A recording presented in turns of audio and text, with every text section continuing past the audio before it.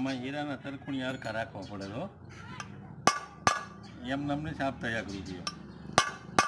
1 રૂપિયા ન્યા કાપે. હા, રિપેરિંગ કરવા પડે આમાં. આ શું કામમાં આવે ભૂંગળિયું? ભૂંગળિયું આવે છે મરચી બમ બનાવવા નહીં તો ઘઉંના હલર હોય ને એમાં કામમાં આવે છે. ઘઉંના હલરમાં? હા. આખો દીની કેટલીક બનાવી નાખો? આખો દીની થઈ જાય છે 300 થી 400. તો 300-400 રૂપિયાનું કામ થઈ જાય ને?